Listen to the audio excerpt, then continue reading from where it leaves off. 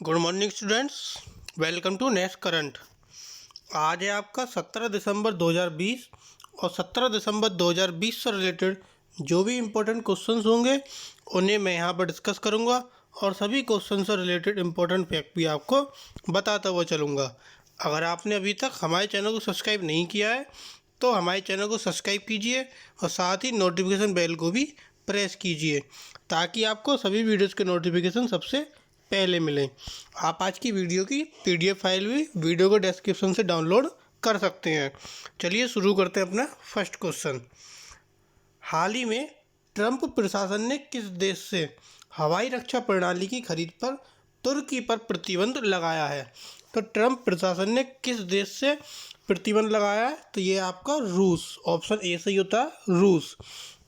पहली बार काटसा CAATSA नामक एक कानून का उपयोग अमेरिकी सहयोगी को दंडित करने के लिए किया गया है। अमेरिका ने S-400 खरीद से पहले तुर्की को अपने F-35 stealth fighter development and training programme से भी बाहर कर दिया था। तो अब ट्रंप प्रशासन ने रूस देश से जो हवाई रक्षा प्रणाली है इसकी खरीद पर भी तुर्की पर प्रतिबंध लगा दिया है। अगला क्वेश्चन, हाल ही में कैलाश मानसरोवर भवन का उद्घाटन कहाँ हुआ? तो कैलाश मानसरोवर भवन का उद्घाटन आपके उत्तर प्रदेश में हुआ है। उत्तर प्रदेश के जो मुख्यमंत्री योगी आदित्यनाथ, इन्होंने गाजियाबाद में इसका उद्घाटन किया है और यह इंदिरापुरम क्षेत्र में स्थित है, जिसमें 280 तीर्थ यात्रियों को समायोजित करने की सुविधा है और वह तीर्थ से संबंधित जानकारी भी प्रदान करेगा। यह उत्तराखंड में कैलाश मानसरोवर, सिंधु दर्शन, केदारनाथ, बद्रीनाथ, गंगोत्री और यमुनोत्री दर्शन की यात्रा के लिए जो इच्छुक तीर्थयात्री हैं उनके लिए बनाया गया है। अगला question, big little book award की स्थापना किसके द्वारा की गई थी? तो बिग लिटिल बुक अवार्ड की स्थापना टाटा ट्रस्ट के द्वारा की गई थी। ऑप्शन डी से होता है टाटा ट्रस्ट। इस वर्ष इसका 5वां संस्करण था जिसके लिए भाषा अंग्रेजी चुनी गई थी। इस वर्ष लेखक सुभद्रा सेन गुप्ता और चित्रकार राजीव ईपे को बच्चों के साहित्य में योगदान के लिए विजेता के रूप में नामित किया। पिछले वर्ष जो विजेता थे वो थे आपके माधुरी पुरंदरे जो मराठी की लेखक थी और नवनेता देवसेन ये बंगाली के लेखक थे।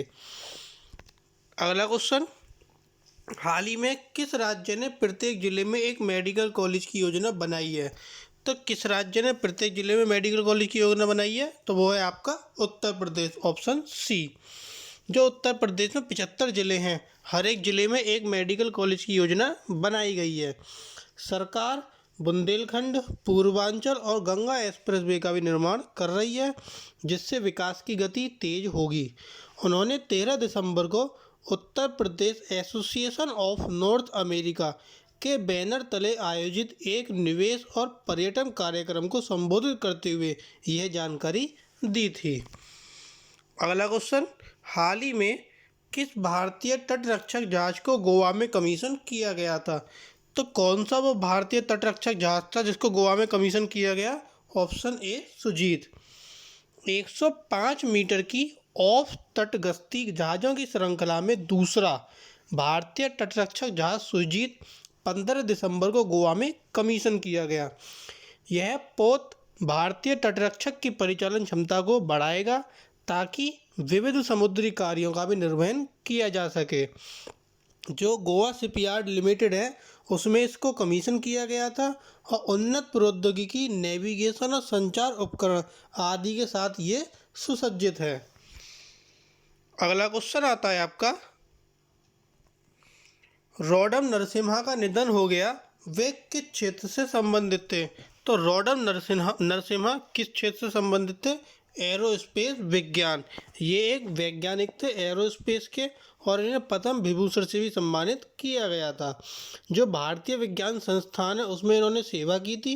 1984 से 1993 तक जो राष्ट्रीय एरोस्पेस प्रयोगशाला है उसके निदेशक के रूप में भी कार्य किया।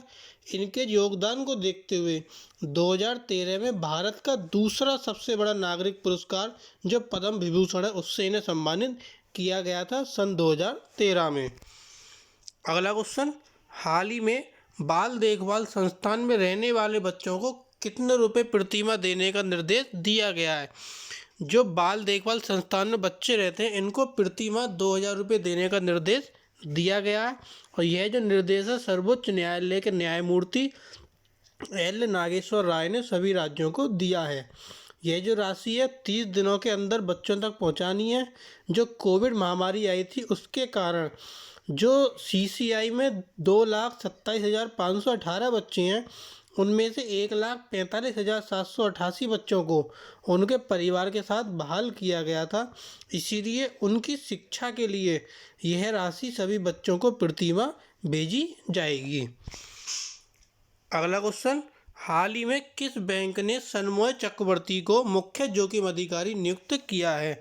तो सनमोय चक्रवर्ती को किस बैंक ने नियुक्त किया है, वो है आपका option c HDFC bank. HDFC bank ने सनमोय चक्रवर्ती को मुख्य जोखिम अधिकारी नियुक्त किया है। इन्हें 3 वर्ष के लिए नियुक्त किया गया है।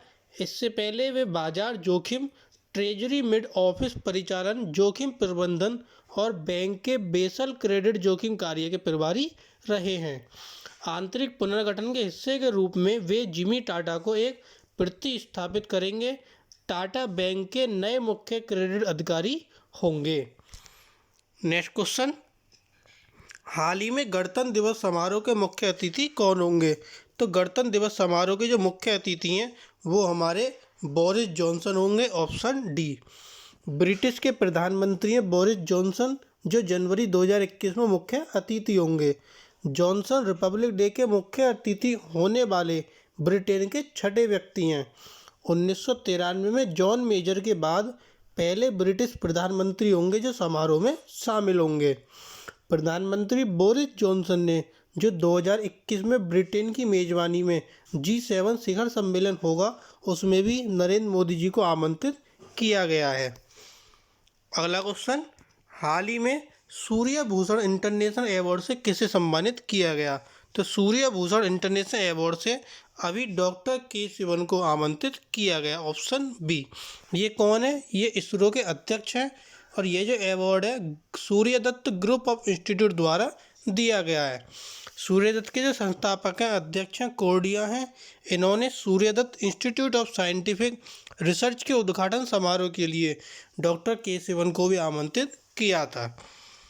अगला क्वेश्चन, भारत में हर साल विजय दिवस कब मनाया जाता है। तो भारत में हर साल विजय दिवस 16 दिसंबर को मनाया जाता है, ऑप्शन सी 16 दिसंबर।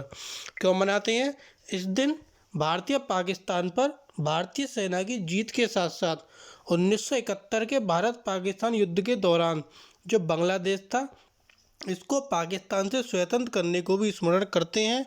और जो विजय दिवस इतिहास है वो 1971 में शुरू हुआ था जब पाकिस्तान भारत का युद्ध हुआ था और ये युद्ध आपका 13 दिनों तक चला था।